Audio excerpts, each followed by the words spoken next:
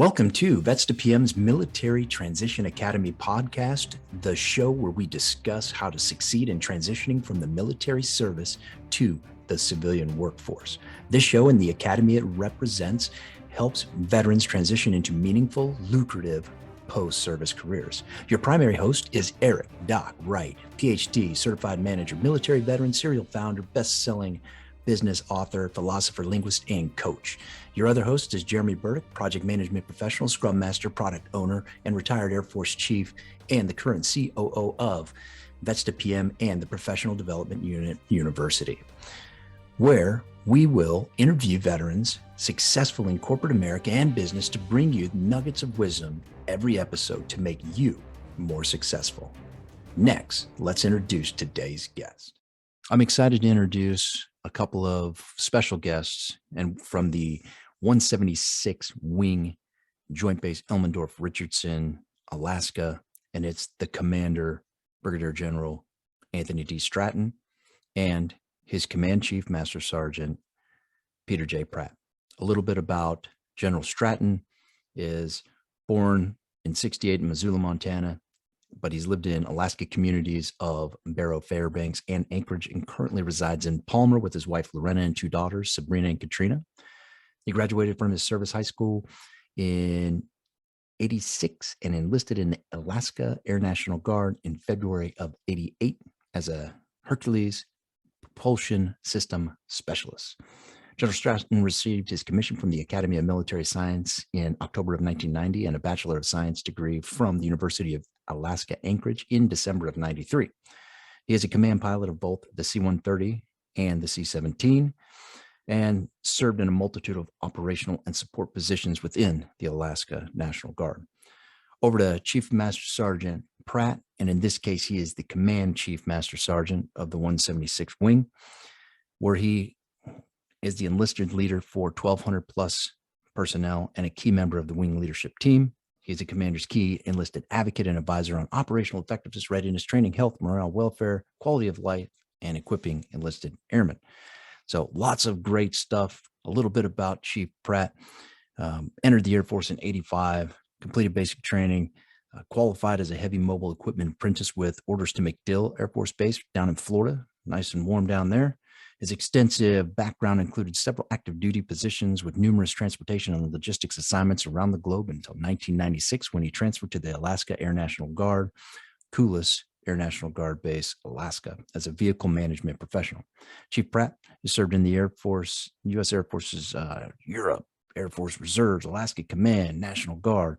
He's deployed multiple times and has got a wealth of experience. And I just can't wait to get to the conversation. We're going to get to know these guys a lot better, and they're going to feed us with some really informational stuff, how you can play to up in Alaska. So let's get after it. Hey, what is going on, MTA Podcast Nation?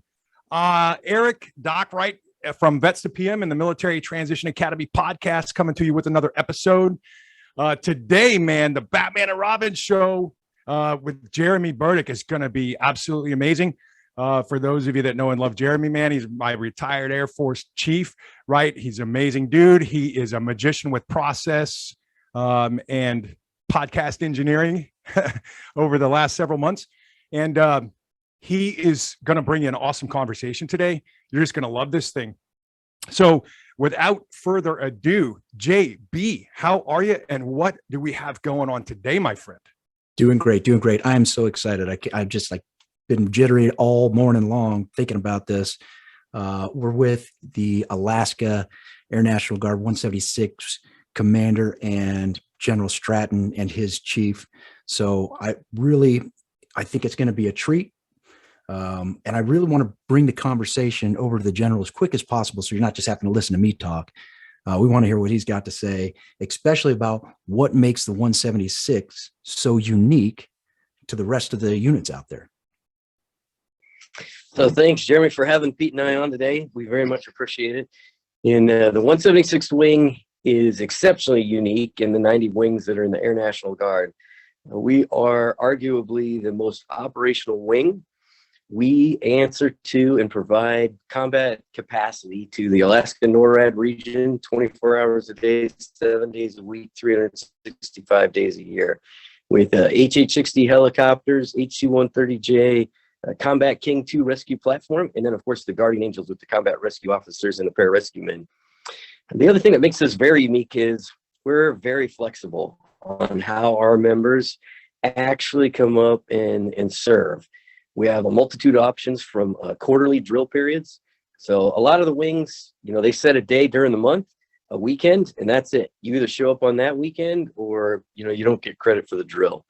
That is not the case with us. We have an A schedule drill, which is traditional. We do only drill 10 months out of the year. We typically take the month of July and the month of September and combine those into 2 other months. And that allows folks that actually live and work here to experience Alaska, the reason they moved up here, right? As that picture was I showed you earlier today, it's a very beautiful place this time of year. And as we go into the summer, we'll push at least 22 hours of daylight, and folks need to have the opportunity to get out and do that. And that flexibility extends to kind of the diversity of the membership in the organization, especially from a vets to PM perspective. We provide opportunities for veterans that haven't retired to continue their military careers. And you do not necessarily have to live in the state of Alaska to do that. So we have what we call non-commuters, which actually means commuters. And as you are both aware, right, we live in a fairly succinct bureaucracy. And that's why we have that kind of ideological statement, right? Non-commuter. But basically what that means is you don't have to live here. And that quarterly drill schedule allows somebody that lives in the Midwest, or for example, we have folks that live in Japan, Spain, and Germany, as well as almost 20 members that live in Guam. And they come up about 44 days a year, split that over the quarter, so about 11 days per quarter. They come up, they get their training done, they interface, they make sure that they're ready to go. And then when the unit has a deployment, they participate in that deployment as well. Right now, the Guardian Angels are overseas in Africa, and later this fall, we'll be deploying the HC-130s, and then they'll be headed over to the Middle East as well. And so the final piece of what makes us unique with all that operational capability, it's the opportunities, both inside the organization and for those coming into the organization. So if you, for example, are a 10-year veteran of any of the components, and we are agnostic. We'll take you from the Navy, the Army, the Marine Corps. Obviously, we're an air component, so we're very compatible with Air Force specialty codes. But we don't shy anybody away. We have swimmers from the Coast Guard that have become pararescue men. We have helicopter mechanics that have come to us from the Navy. So if you've got a skill set and you want to join our organization, we're happy to add you to the membership here. And that's from the outside. When you're on the inside, you can do that job for 2 or 3 or 4 years. I flew C-130s with a gentleman that had 6 different Air Force specialty codes over about a 28-year career.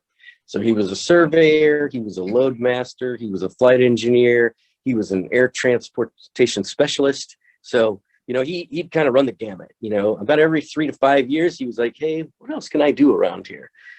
He was a traditional guardsman, affectionately known as a DSG or drill status guardsman. And, he had the opportunity to experience all the different Air Force training, get out there in the world, apply the skill sets. And in the private sector, he had pretty much rested on that surveying. So pretty much around the state, whether he was out in the Aleutian chain or here in Anchorage, that was what his private sector job was. So those are just some of the areas that make us unique. We are one of the largest wings in the Air National Guard. And I think, as we pointed out before, very, very complex in how we do business. Wow. I would say so. I mean, that is unique. The fact that you can take any component and you can work with them. I actually flew with the 144th for a little while when I was still in the service, got to come do your ASEV years and years ago. It's been plenty of time since then to have been well forgotten. But I can say one thing. It was one of the most beautiful places on the planet Earth that I ever got a chance to fly.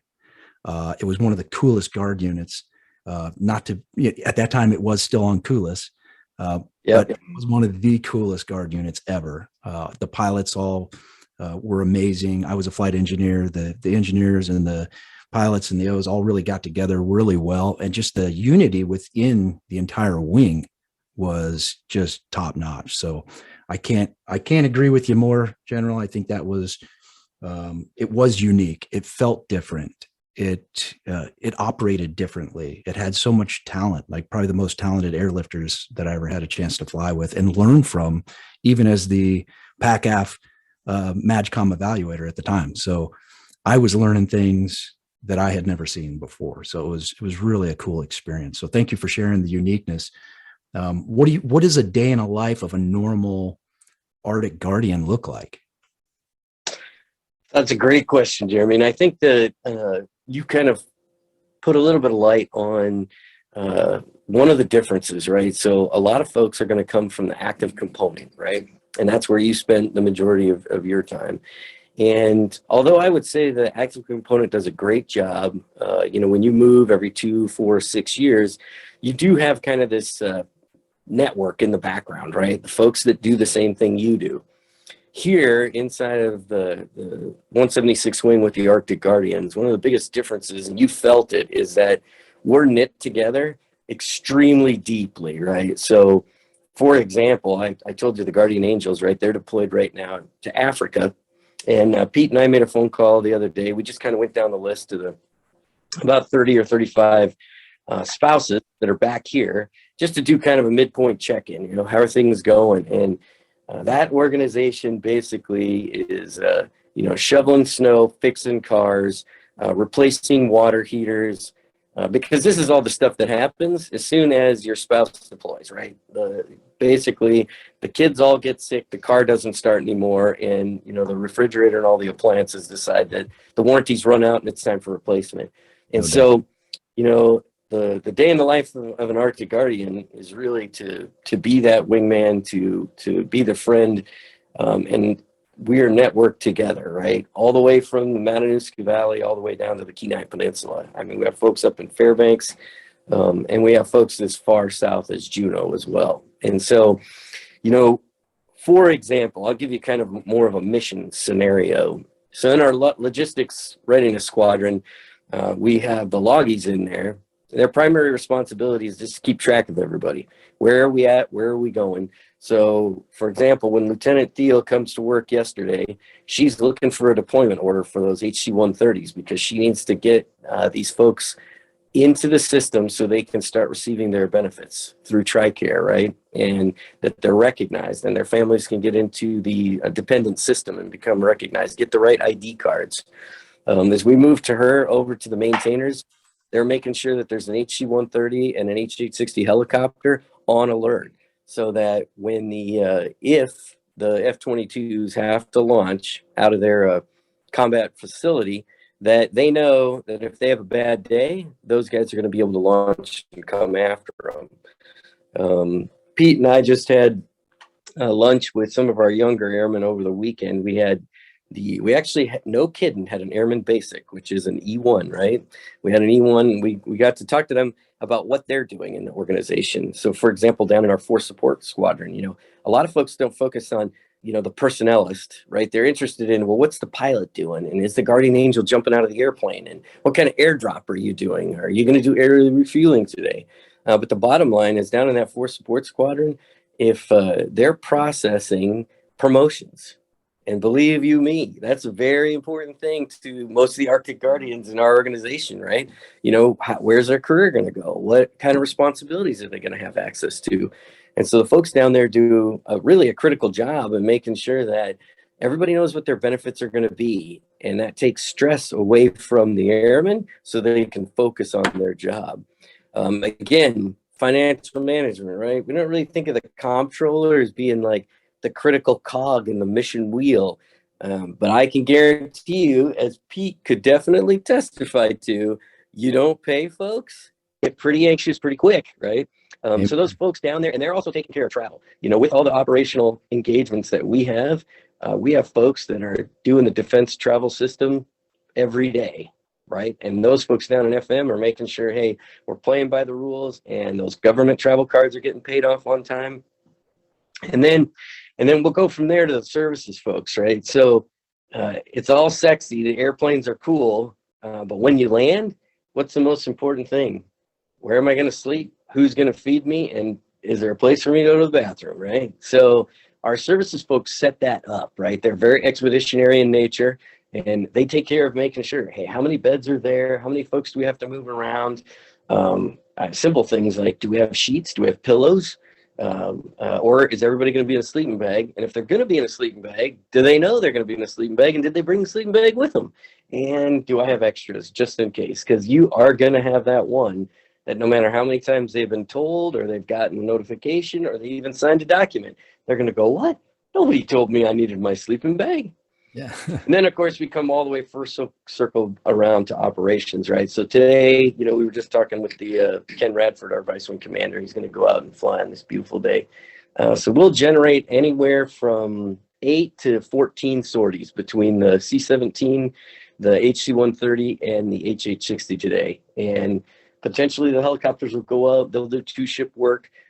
They'll shoot. We've got a gunnery range right here, just outside of Anchorage. Up at the detachment, they're working on the helicopter up there today, and it has a bad aircraft power unit. They're going to replace that, and then it's going to provide support for the F-35s to go up to the northern ranges. The 5th generation fighters need a lot of space to do their training and to create a real world scenario. And so that they get far away from the base. And if they have a bad day and it's 40 below zero, we need to make sure that the pilots get extracted. We poured a lot of money into them. They're a huge asset, and we need to be able to bring them back home. Not to mention that is the core of our doctrine, right? Since World War II, our commitment to the airmen is that we will come get you in a reasonable period of time, so they don't have to be concerned or worried about the mission set or the risk that they're taking. They know that the organization's behind them, and that we will make good on the promise that we've delivered to them. Yeah, we do appreciate that for sure. I would say you made a really cool comment about the support, right? So you always hear rookies and amateurs worry about tactics, but professionals worry about logistics. So whether it's the support, whether it's the paycheck, whether it's the beds, the beans, the bullets, it's all important, and professionals know that without it, you don't have an army, you don't have an Air Force, you don't have anything or any way to prosecute war. So, wow, really cool way to sum it up. I think that was really good. Our other host here was a guardsman as well, so I know that he's probably got some really cool nuggets to bring up as well. Yeah, and General, I just love the comment about, hey, our mission is this, right? And you can tell just in this brief conversation that it just permeates the organization. And I can tell you from being on both sides of the fence, Navy and Guard, and then out here in the civilian world for several decades now. I started when I was 3. That you very rarely will work in a civilian organization where there's that kind of bond, that kind of tribe. And we deal with thousands of veterans every year at Vets to PM. And that's what we hear is, hey, all the technical stuff that you said I would realize and get, and the paycheck and all that stuff, it's great. But these folks are kind of alienated from each other. So that's one of the things we help our guys and gals with is, hey, you're going to have to find those people to connect with. You mentioned network. You're going to have to rebuild that or be okay with not having it. And so, it just helps them keep their eyes wide open. So it's nice to hear that, your guardsmen and women can get access to that when they're in uniform. And then when they go back to their, civilian jobs, it stays with them. So that's got to be a huge benefit to your warriors. You bring up a good point, Doc. I think that's one of the things we try to take from the organization and knit into the community, right? Because that's the other big difference between, the National Guard, the Air National Guard as well, is that from the active components we live here.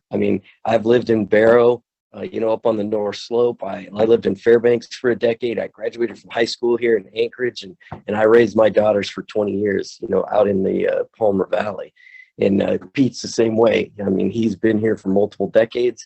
And that's always our goal, right? Is to continue to network into the community. I think, our connection here to Vets to PM is through Leverett over at Siemens, right? And we have a great relationship, and he represents one of our honorary commanders. And that's one of our community connection points where we reach out into the community, and a lot of them are veterans, like Leverett is, but then we have several. We have an engineering company, and he's never been in the military, but man, it is great to have him come in, and it's great to be able to go into his organization and, kind of dispel myth about what we do. And, it's really not this, smoke and mirrors business, right? It's very straightforward, and we're very open, to have them come into our organization. I mean, the bottom line is they're the taxpayer, right? That's kind of been my mantra since I've been in this wing is, you want to come and take a tour of the airplanes? Well, you're paying for them. So yeah, you betcha. We'll coordinate that and get you out here. So I appreciate that link, Doc, that you bring in. And our goal is to try to take some of that network connectivity and how we basically build a big family and help the external private sector and community have that in their organizations as well. Yeah. Wow. Really cool. Yeah. Hoove is amazing and really had a great session with us. So if you haven't listened to that one, for everybody out in podcast land, go back and listen to that episode where he breaks down Siemens and hiring thought processes and all the things we need to know as civilians getting jobs on the outside and how to interview and everything. So the different opportunities. But speaking of opportunities, there's got to be some Air Force specialties that are more desirable, or you have immediate fill needs with a wing of your size. Anything come to mind with some openings? Absolutely, Jeremy, right? So our maintenance organization, aviation maintenance specifically, because we do have vehicle maintenance. That's kind of Pete's genetic code, right, as a vehicle maintainer. But inside our aviation maintenance, we got it's nearly 100 different Air Force specialty codes, right? When you're talking about avionics, you're talking when I first came into the organization, all the way to structures and forms and everything that goes along with the airplane. So that's probably the area we have the most vacancies.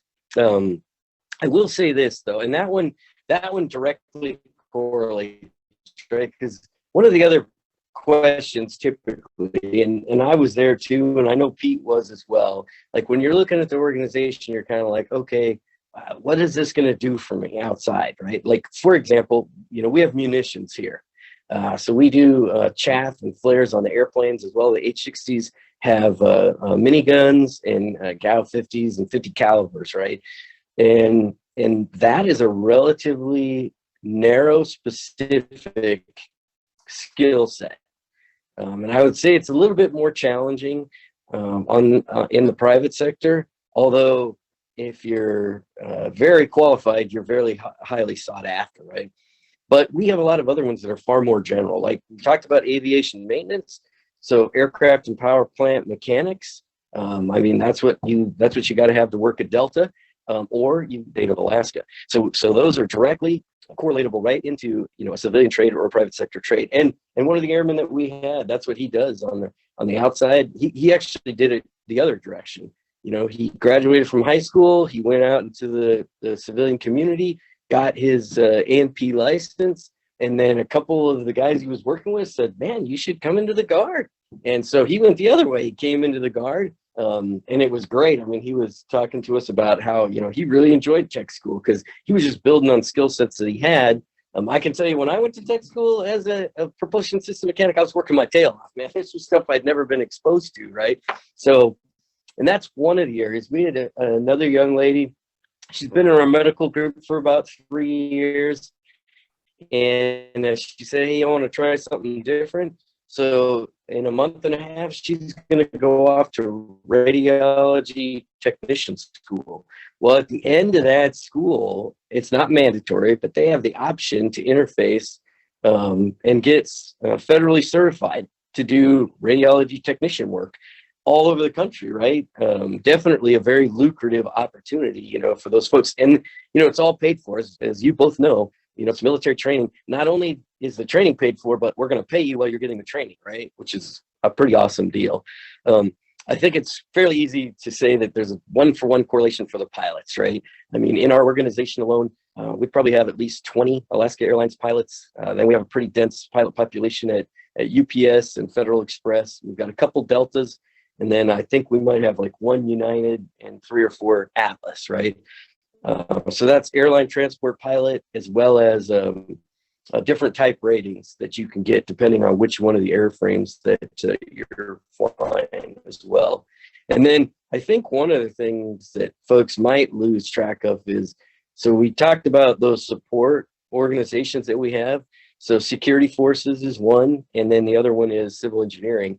And those folks do a lot of work. They respond to the state when the state is having a bad day. In 2019, we had just an incredible fire season. And so those folks we had firefighters out doing wildland fire that were working with the state and working with the hot shots. And then we also had just general volunteers, right, doing traffic management. But in our civil engineering organization, who contributes to firefighters in this respect, they have all the construction trades, right? You're talking about electricians, plumbers, framers, any of those things. Well, at the end of their schools, those all come with the opportunity to, get certified and get that certification that then puts you in a place that you can move all over the country or even internationally. And so I think those are our big gap right now, is definitely in the aviation maintenance section. But again, that doesn't mean that we have vacancies throughout our wing. I think we still have about 225 total vacancies out of the 1,600 positions that we have. So there's plenty of opportunity. Wow. That's great. Yeah. 220 plus. And I'm sure it's always revolving and adding more and uniqueness too. And for those civil engineers, if they ever need to level up, right, we know a good project management training shop. So yeah, absolutely. And Jeremy, just to piggyback off that point you made, I mean, the general said several things that it's just because we do this for a living, the dots connected instantly inside my head, right? So he mentioned, hey, we have these open positions, you get this experience. He mentioned smoke and mirrors behind the scenes, right? The taxpayer may or may not see mission every day on the ground. But the reality is, and then he mentioned certifications and he mentioned munitions. The reality is we just got a Navy Mustang, an officer coming off, enlisted officer coming out of EOD schoolhouse. So he was never going to do anything like that again, especially in the civilian workforce.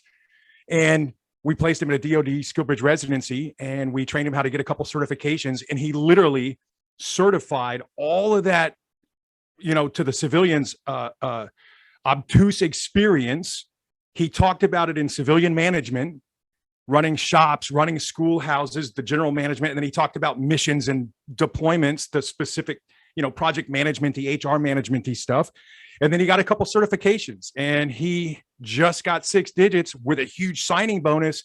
And so that's really the trick, is for us, when the guys and gals are done in the uniform, we teach them how to translate that general and specialized experience into experience the civilians need. And then we literally certify it with training credentials. And like you said, sir, it just, when those things line up, the opportunities that creates, plus all the intangibles that veterans bring to the fight in the civilian workforce. I mean, the civilians don't have a word for force multiplier, but they know we're different. They know they can hire one of us and get 9 people's worth of production out of it. So you line that up, experience they can digest, certifications, plus the intangibles. What a beautiful combination of ingredients to help you, have an entirely successful second career if you want. Yeah, for sure. I definitely agree with you there, Doc. I think when Pete and I spend time with the Rotary clubs, right? So this is multiple businesses right here in the Anchorage Bowl. The point that I talk to them about the most, and I realize that right now, it is definitely an employee market, right? I mean, there's a lot of folks that need a lot of help. But the one thing that and this is the military in general, right? It's not necessarily specific to the Air National Guard, but we provide structure and we provide a culture that helps to grow people in the areas of dependability and responsibility. And so the synergy that we have with the Air National Guard is I don't need their employee every single day. I need them a couple of times a month. I need them to deploy, one time in 2 or 3 or 4 years. And then the rest of the time, they're going to be productive, reliable, and dependable inside of their organization. When I've talked to these groups before, it always does surprise me a little bit. I'm a fairly positive person when they bring up the fact that, well, yeah, Joe only comes to work 3 days a week. And I'm like, oh, that's a pretty flexible schedule. And they're like, yeah, no, Tony, it's not a flexible schedule. Joe just only comes to work 3 days a week. And I'm like, oh, well, our folks will come to work on the days you schedule them because that's our culture, right? Just like you've both experienced. I mean, we know that when we don't show up, somebody else is having to pick up our load. And, that kind of interconnectivity is what leads to the level of responsibility and dependability. And it's the culture, right? It's that military culture all the way around. When you've deployed to an austere environment and there is nobody else to pick up your workload. So if you're not doing it, it's not getting done. And the rest of your team is going to experience that deficiency, right? And so I think, Doc, you hit the nail on the head there when it comes to that, being able to just illustrate the structure and I think really the character that a member of the U.S. Armed Forces kind of gets blued with, right, or inculcated with as they go through the process of being inside of the military. Oh, yeah. Wow. Good. For sure. As those values turn into your character, right? I mean, that's what ends up happening. So couldn't agree more. There is something that you've said, and I was picking through your bio just a little bit as well. And I couldn't help but see you were a knuckle buster like myself. I started out on C-130 engine specialist. And then you went from engine specialist to navigator and said, hey, that's not enough. I'm going to go be a pilot. And then now I'm just wondering, okay, what's next for the general? Like, are you, we going for presidency or what's going on next? Well, as far as my military career is concerned, there are definitely fewer years in front of me than there are behind me. And I know you both understand how that works. As does Pete, we talk about this every day. We do manage general officers in the Air National Guard, so there's potentially some opportunities to do that. But right now, and I told the airmen this when we had lunch with them, this is the best job I have had in my military career. I get to spend time with the youngest airmen, with the most senior officers.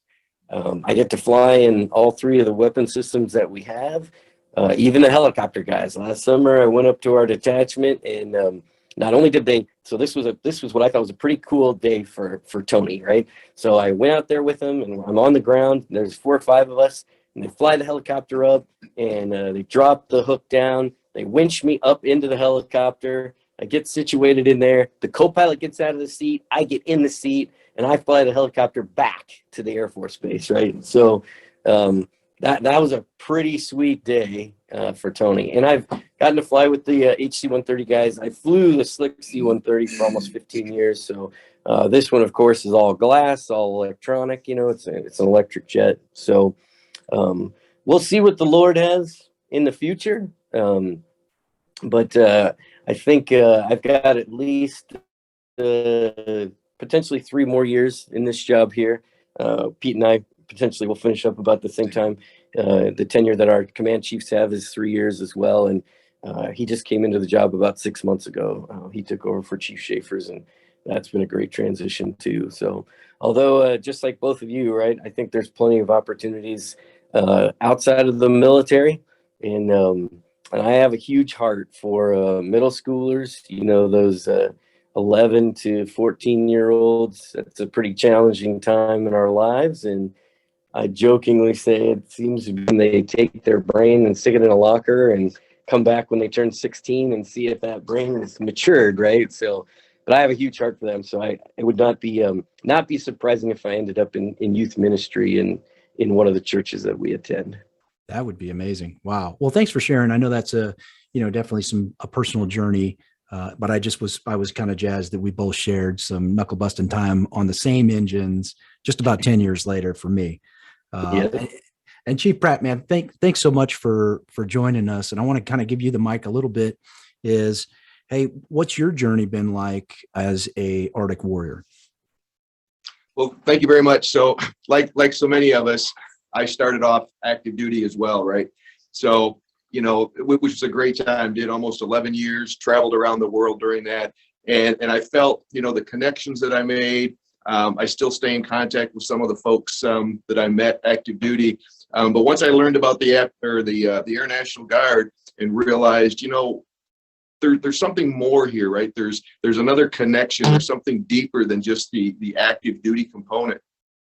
And I joined this unit in 1997, and as that journey evolved and I learned and I've grown with the Air National Guard, I think we alluded to it a little earlier. There's definitely a family connection, right?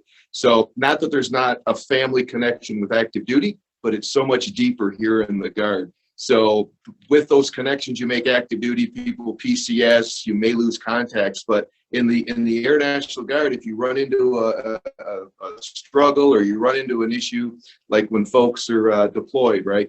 That's the time that cars break, home maintenance blows up. But there's always somebody here that you can reach out to, which is a lot easier, and the connections are a lot deeper than active duty, just because of the difference in dynamics. So, but like I said earlier, I joined this unit in '97. It's been a great opportunity since day one. I joined as well as a DSG, and then I was fortunate enough to transition over to a dual status technician position. I've held as a Title V, a straight civilian position, and I'm currently in an AGR position. So we are definitely a complex organization, probably holistically one of the most complex organizations that I would argue in our society. Multiple pay statuses, multiple statuses that a person can jump back and forth into. It's been a great opportunity, and like General Stratton alluded to, it's this current position that I'm in. It's fabulous. I'm a people person, so I get the opportunity to not only interact with some of the most senior officers, senior enlisted folks, but then at the same time have those touch points with some of the youngest. And like we said earlier, we just had lunch with an Airman Basic. Way back in the day, I was an Airman Basic as well, so it kind of brought things all back together. Yeah, for sure. Me too. And I couldn't agree more. I think you're in the sweet spot of service. Is right there at the wing in the operational commands. After doing 8 years at headquarters, you just kind of yearn to get back on the beat, get back out there doing mission and taking care of folks. Right. And I guess I derived a lot of my pleasure from serving alongside, but supporting and growing the next echelon. So really cool. I don't want to cut this off before we get a chance to talk about how would a member, like even myself, go find some of these vacancies and then apply. Yeah. So, I mean, just like everything else, right? Google knows all, right? If you put Alaska Air National Guard into Google, it'll pull up definite resources, but I'll throw out two definite ones. So phone number wise, and I know that this will date me, that I would think that we would actually pick a telephone up and call people. But if they wanted to make a phone call, it would be 907-644-8033. And that'll connect them directly with an Alaska Air National Guard recruiter that they'll be able to get information from, benefits, GI Bill, college tuition. We just did implement, it was an interesting thing to me, but traditional guardsmen and the Air National Guard were the only members of the military that did not have access to tuition assistance. That has been rectified as of 2 years ago. So they can talk to them about that as well. Duration, 4 years, 6 years, those are the typical first terms that they can sign up for. And then more traditionally, and probably how most of our folks would do it, they can send an email to 176.wing, WING, .recruiters@us.af.mil. And if they send one to them and say, hey, what's up, they'll definitely provide them with that. And then what's probably more familiar to, the Gen Zs and the millennials is we have a wing app. So if you go out on either one of your platforms for iOS or Android and you put 176 wing, it'll pull up. There's no restrictions on it. Anybody can download it. And in there's a button that says join us. And if you hit that button, it'll connect you to the recruiters. It'll ask you for some of your information. And you can go that way as well. And then also in Google, when they Google the Alaska Air National Guard or how do I join? So the air component, the Air Force, the Air Force Reserve, and the Air National Guard have all gone to a single recruiting system. And so that single recruiting system. Oh, you muted. Sorry. Oh, there we go. So there's the three air components have also gone to one system. So the Air National Guard, the Air Force Reserve, and the Active Duty Air Force all use a single system now. And in those Google results, I can guarantee you one of them will be that system, where they put all their information into it, and then the system will feed it back, and that would go straight to our recruiters as well. They get what they call leads through that system every single day. So those are probably the three biggest ways. Throw it into Google, see what pops up. I know the connectivity there is good. The phone call is also an option, the email, and then of course the Wing app. And on the Wing app too, if they download that onto their phone, there's all kinds of other buttons on there, right? Like we have a Wing Adventures program, right? So members of the Wing have the capacity to fly in the C-17 sim with me. They can do a tandem jump with the Guardian Angels. They can drive heavy equipment with the civil engineers. They can do the use of force trainer with the security forces. And they can also be a survivor. So the Guardian Angels always do these rehearsal of concept.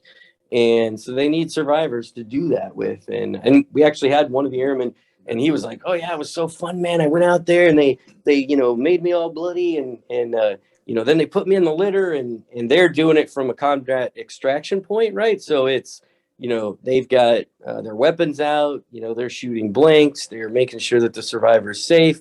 And, then in some cases they're actually getting hoisted up into the helicopter, right? So, but anyway, that's one example of what's on there. There's multiple buttons. Our calendar is on there. Our news, we've got a hero video. So if they really want to take a look and see, what is an Arctic Guardian? What do we do in the 176th Wing? They'll download that app. They're going to have access to a whole bunch of information, as well as the Join Us button. And, what do you need to do? And then that Join Us, right, it'll transition as well. So, any of the veterans that haven't actually completed their military career, who are interested in going ahead and just finishing off that 6, 8, 10, 12 years, whatever they've got left, the recruiters will be able to make that transition happen for them as well. Oh, that's cool. That's really neat. And in fact, it's exciting. Like you said, with the Survivor, I got to play that before, and it is, it is interesting to say the least. I didn't get lifted in a litter that time, but that would be a wild ride for sure. I did it once for survival, but that was it. So something I do want to make really available to your wing as well as kind of a special treat is Doc wrote a book, How to Speak Civilian Fluently. And what it does is it just kind of is like a little mini MBA in your pocket, and we'll make it free to the wing. And you can put it on your commander's reading list if you'd like. And essentially all it is a book that goes through business, right? The language of management, profit and loss. And I'll let Doc talk a little bit about the book because I don't want to steal all his thunder, but it's a beautifully written book that is no cost to your members across your wing. Okay. And the guy who wrote the preface, sir, he's an amazing guy. So that was Jeremy. So it basically after 7 or 8 years of helping thousands of veterans secure meaningful, lucrative careers in the civilian workforce, because we can speak to both audiences on both sides of the fence, and being at university helping student veterans, I just wrote down everything they needed to know. Regardless of what you do next out of uniform, the civilian's going to mention P&L statement. They're going to mention just-in-time inventory control. They're going to mention policies and procedures in terms of HR, fair hiring, labor laws and stuff. If you're the veteran, especially if you're going anything mid-level management or above, and you don't know what those terms are, just like, we go to basic and they teach us what a salute is, technical definition, how to execute it, when to execute it, who to execute it with. Somebody's got to teach us all those customs, norms, courtesies, or we don't know them.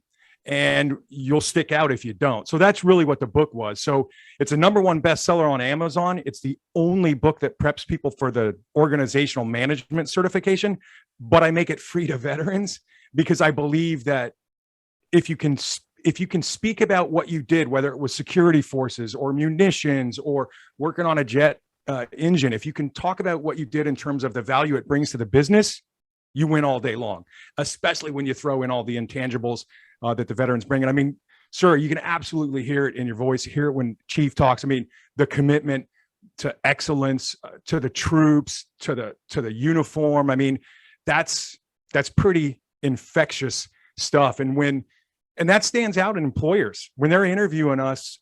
They get that sense. This person is not like the last 14 people I've interviewed. There's something special about them. And when you can talk to them in their own language, it's a slam dunk. So right. I really appreciate the energy, the enthusiasm in the service. It's been an absolute pleasure to get to chat with all of you, for sure. Yeah. Thank you very much, Doc. We appreciate access to that resource. Yeah. And it's pretty easy to grab. It's free. They just go to vets2pm.com. And then when they still build a free account, we've got a couple free courses in there too. One will tell them about project management. One will have a download for this book, and they can go get a certified manager from ICPM. And that's kind of cool too. So a lot of free stuff out there. Resume help, LinkedIn help, because a lot of your Arctic warriors have civilian jobs, and it wouldn't be great if they were successful civilians and stuck around in your area, right? So that it's kind of a dual help, kind of win-win situation. But probably enough about that. But I'd love to kind of end the show with whatever you want to talk about, General or Chief. The floor is yours. I'll do a little blurb and then I'll turn it over to Pete. And I think the one thing Pete alluded to it a little bit in when he was giving you kind of how did he get to where he's at today? Inside of those opportunities that we have, and Pete talked about statuses, right? And that's an easy word for us because we live it every day. But if it was an active duty member coming into our organization, basically that just means we have a lot of part-time or drill status guardsmen, right? And I will tell you, the myth is that's the whole 1 weekend a month, 2 weeks a year. I'm not really sure why we continue to keep that in our advertising, although I guess that's the minimum. There's virtually nobody in the 176 wing. There's not a single Arctic Guardian that does 1 weekend a month and 2 weeks a year, especially with COVID. The average member in our organization averages a year that they give to the organization or they give to the mission. And then as Pete talked about, like today, I'm a civil service GS employee. Status technician that Pete was talking about. Pete today is an active guard and reserve, which is an AGR, which basically is just like an active component member, right? His ID card looks the same, his paycheck looks the same, the points to retirement looks the same.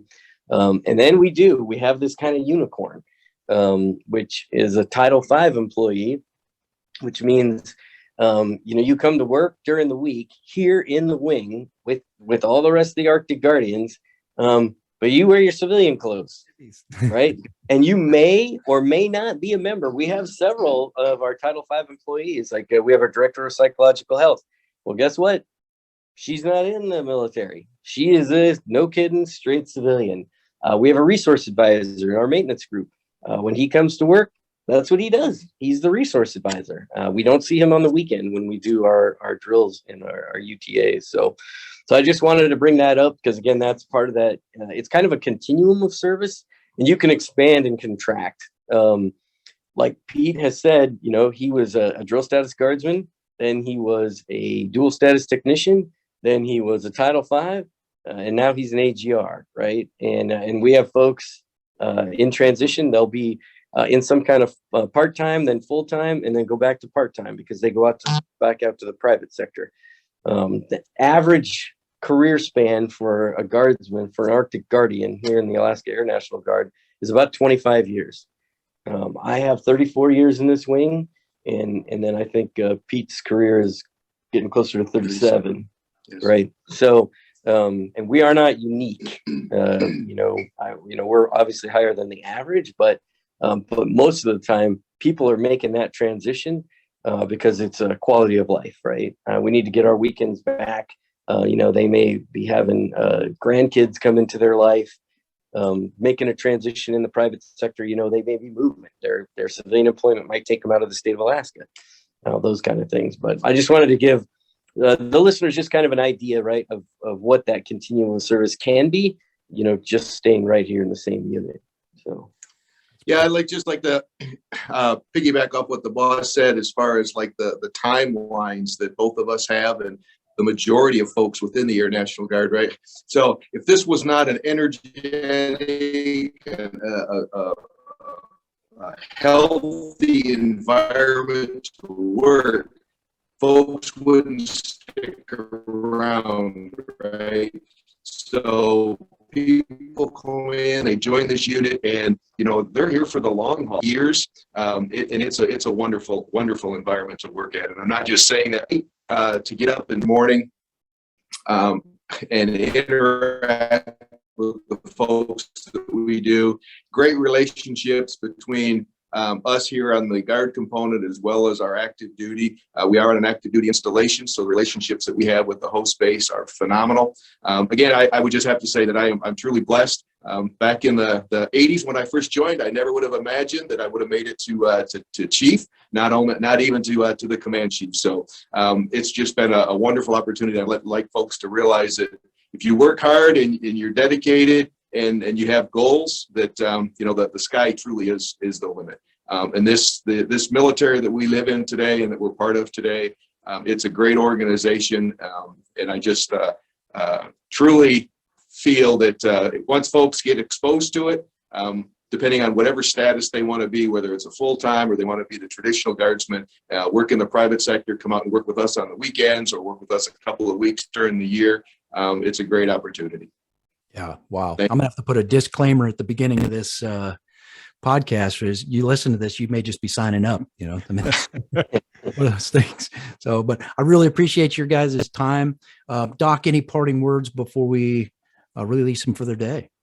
I just want to say what a great time and how appreciative we are that you'd all spend some time with us. I mean, General Stratton, Chief Pratt, we just are so appreciative of you and what you do in your years in service. I mean, just very encouraging and very, very cool. But glad to be a veteran and glad to be a patriot, knowing there's guys and gals like you in uniform. So thank you.